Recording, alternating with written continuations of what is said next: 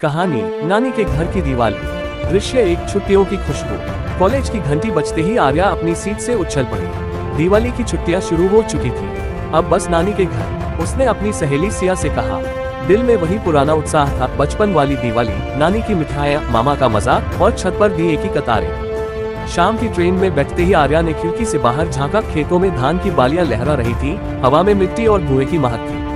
सिर्फ 2 घंटे और, उसने खुद से कहा, फिर वो आंगन जहां हर कोने में यादें हैं। दृश्य 2, नानी का स्वागत। रात के 9 बजे जब ट्रेन छोटे स्टेशन पर रुकी तो प्लेटफॉर्म पर नानी पहले से इंतजार कर रही थी। अरे मेरी गुड़िया, नानी ने गले लगाते हुए कहा।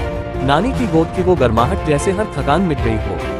घर पहुंची तो दरवाजे पर रंगोली बनी थी और दीवारों पर हल्की हल्की पेंट की खुशबू। मामा बोला, कल बाजार चलेंगे, पटाखे लेंगे। आर्या हंस पड़ी, बस ध्यान रखना, पिछले साल जैसी शरारत मत करना।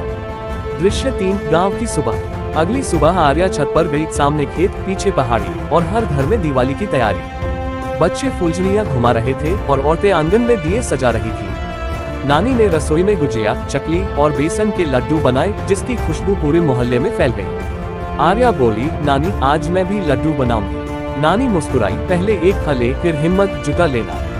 दोनों हंसते हुए रसोई में लग गईं। दृश्य 4, शाम की रोशनी। सूरज ढलते ही आंगन में दियों की कतारें जलाई गईं। आर्या ने एक एक दिया जलाया और बोली, हर दिया जैसे एक दुआ हो, घर में रोशनी, मन में शांति। मामा पटाखे लेकर आया, बच्चे चिल्लाए, अनार जलाओ, चक्री घुमाओ। आसमान में रंग बिरंगी रोशनी फैल गई। आर्या ने देखा, नानी छत पर खड़ी है, मुस्कुराते हुए आकाश को निहार रही है।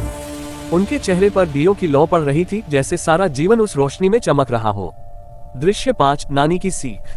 रात को जब सब थक कर बैठे तो नानी बोली, बेटा, दिवाली सिर्फ पटाखे या मिठाई का त्योहार नहीं, ये अपने भीतर की अंधेरों को मिटाने का दिन है। आर्या ने सिर हिलाया, हाँ नानी, जैसे दिया बुझे तो फिर से जलाना चाहिए, वैसे ही उम्मीद भी कभी नहीं बुझनी चाहिए।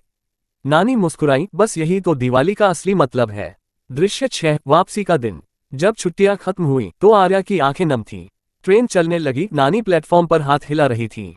आर्या ने खिड़की से बाहर झांका। स्टेशन की रोशनी में नानी की साड़ी